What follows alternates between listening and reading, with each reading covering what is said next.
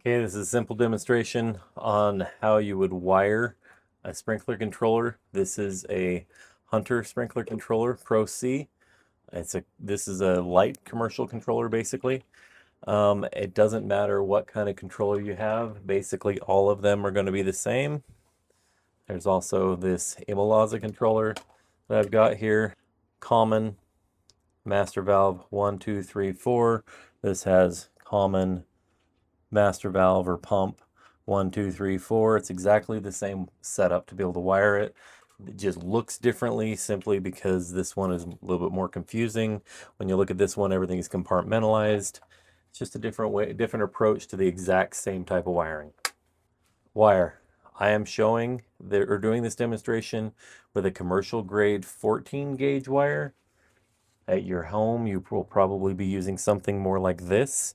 This is the home version of, basically it's a direct bury wire. This is also direct bury wire, but this has a sheath around it and multiple colors so that you can run to a specific valve box with one set of wires to that valve box. Or I mean, you can loop it from place to place. It's not intended to only go from one place to another, but it gives you basically all the colors in one sheath versus you having to figure out which one is which. Because typically when you run a set or a sprinkler system with this type of wiring, you won't have three different colors. You'll have your common wire, which is typically white. It's also here because this would be the same setup here, just this happens to be the smaller, like, I don't know, this is 18 or 22, probably more like 22 gauge wire. It doesn't matter which one you use. This works better for distance is the reason that it is used in commercial settings. So these additional wires here are simply for more zones. So you can get this stuff in multiple variations of how many different colors will come with it. Down to about, I think the smallest is 2, and the largest that I've ever purchased is 12, but I guarantee that there's larger amounts. Okay, basically, you good set of, or a halfway decent set of wire cutters or wire strippers, and use the cutter portion to be able to cut the wire to the length that you want, and then to be able to strip it off, you've got numbers here. Hopefully you can see that. The numbers here are from 22 down to 12. 12 gauge would be the thickest stuff that this one is supposed to strip. 14 gauge is the next one down. So since I know this is 14 gauge, and the reason I do is because it says right here, number 14 AWG. The number will be on the wire.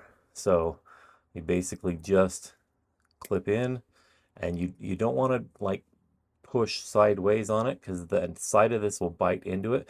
You want to pull as straight out as possible so it just pops directly off, because your intention is not to cut any of this wire. You only want to cut the sheath, and like by cutting the sheath just down to where it just doesn't even really touch the wire but gets super close, then you basically just slide it right off. I will put it on the 18, and now it's impossible for me to get it off because I bit into the wire. And the problem with that is that now, once this comes off, you have a weak point, and that weak point will typically wind up breaking on you when the wire gets moved. So you want to make sure you don't bite into the wire when you're doing this. Okay, I've already stripped these back. I've stripped these back as well. This is solid. This wire is solid. This one is multi-strand. It's just the way that solenoids are done, are multi-strand. Solid is what you will find when you're working on wire in the field. Don't use, multi-strand. When I say that, I'm talking about the individual strands that are wound here and not multiple wires in the same bundle. So what I'm saying is that these right here are itty bitty little wires that you then twist together so that they don't, stick out and wind up shorting something else. And then that is when you join them together. Now, don't use this kind of wire to run your field. If you're running from controller to valves inside the field, you don't want to, if you've come across this stuff, I've seen people use speaker wire and all kinds of stuff. Don't do it. I would recommend you use what is intended to be used, which is this direct bury wire. So, all right, now what I'm going to wire up first is the common. And I'm going to put these inside the controller. Now, if you were doing this on the wall or whatever, you might actually have a pipe that you're running this through, or a conduit so that you're running this through, so it can be nice and clean. Right here is for demonstration purposes. By the way, this section here, in between here, can be of any length. This is just an example of going from the controller to the sprinkler valves that are probably in a sprinkler box. I don't know, they may not be, it depends on your setup, but this can be of any length, at least any realistic length. Like you can use you can have this at like up to, well, this specific one, several hundred feet before it starts losing voltage and is not able to make it that far. However, if you're using this style of wire, there's more limitations to it. You're not going to be able to get this to go several hundred feet without it losing the conductivity in the wire, without it being able to transmit the signal basically and connect and turn your solenoids on.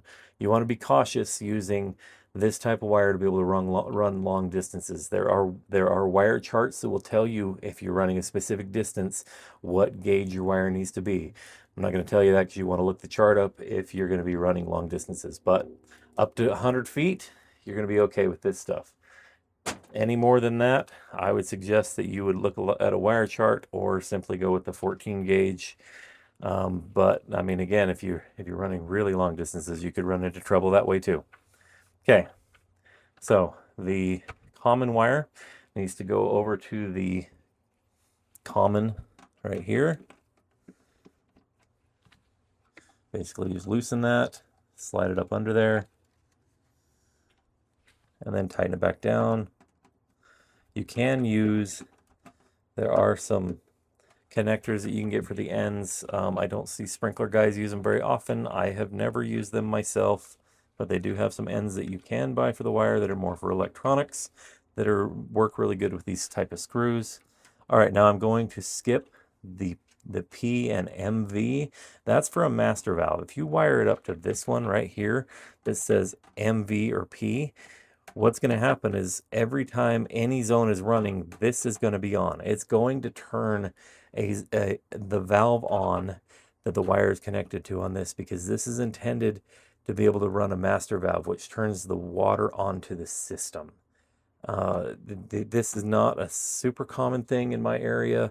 I will show a video of that eventually. But what you want to do, you pick a color that you're going to use for your number one. You loosen that up. I'm going to slide it. I didn't loosen it enough. You see I put a little bend in that wire so it makes it easier for me to get it up underneath there. Sorry, you want to make sure you don't have too much wire sticking out here. You can allow the wire to stick out slightly, but if you have the wire sticking out quite a ways, it can then short out on another wire and cause well, equipment malfunction, because you wind up getting things running when you don't want them to run. And that is not what your intentions are here. Your intentions are to have the system run as designed anyway. All right, so I'm going to do number one and number two. Number two will be red, number one will be blue. Normally when you do this in the field with this type of wire though, like I say, you won't have multiple colors. You will simply have multiples of, say, red, and then you'll also have your common wire. But this is, again, for information purposes to make it easier. All right, now, when wiring your valves, you want to take one wire from each valve, and it doesn't matter which one it is, unless you're using a battery-operated controller. This is a battery-operated solenoid. I wouldn't recommend using a DC latching solenoid for anything other than a battery-operated controller. I'm sure that you can find a way to make it work, but unless you have a battery-operated controller, this is not the one you're going to have on here. Okay, I was saying, take one from each solenoid. So that leaves one out from each solenoid that's not being used. The one from each solenoid, put them together, give them a little twist, bring the white over. Now this is your common set. What it is it means that every single solenoid wires up to the common wire. And the reason for that is this is what completes the path for the electricity to run. Now I'm going to just use, this is a demonstration, I'm just going to use these little yellow wire nuts.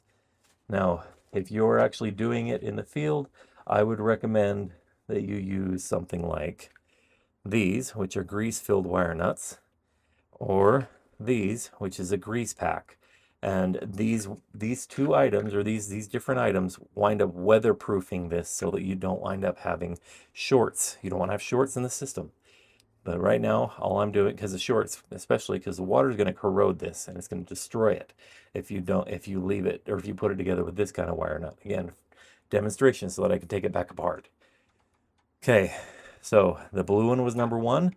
So I'm going to call the closest one to the clock number 1, which you incidentally get to decide which is going to be for yours, because that indicates the number in which it cycles as the system is running. So I'm then going to wire that up to the blue one because that is number 1.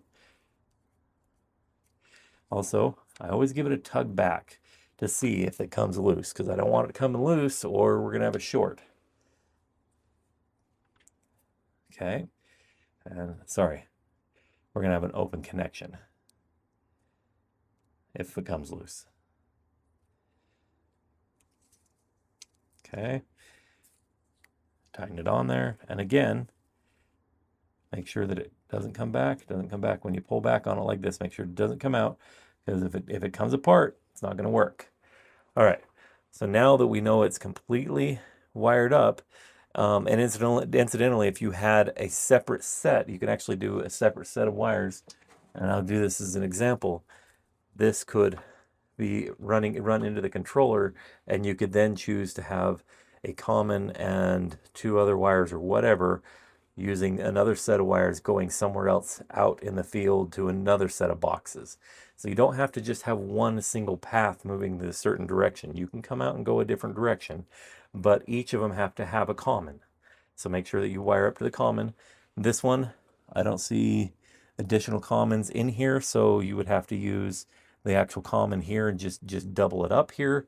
Or you could put a connector in here so that you could double the common coming out. It's not going to be a problem. All commons can be tied together. And now we can test to see whether or not it actually works. This is a Hunter Pro C controller. It is kind of a light commercial controller. The thing that's nice about it is it can work on central control, so you can run a lot of different locations. Like if you happen to be not just a homeowner, but a person that owns a bunch of rental properties, this is a good one because you can have all the properties on the same site. Makes it real easy. Okay, so I'm going to set that to run. I'm going to hold this down, and now it's going to start number 1. Let's see if it works. There goes number 1. I know that works, so I'm going to advance to number 2. It'll shut off number 1 and turn on number 2. And then actually we'll turn it to the off position. And there it goes, it shut off. So now we know that the wiring worked. Please like, share, and follow me for more content like this.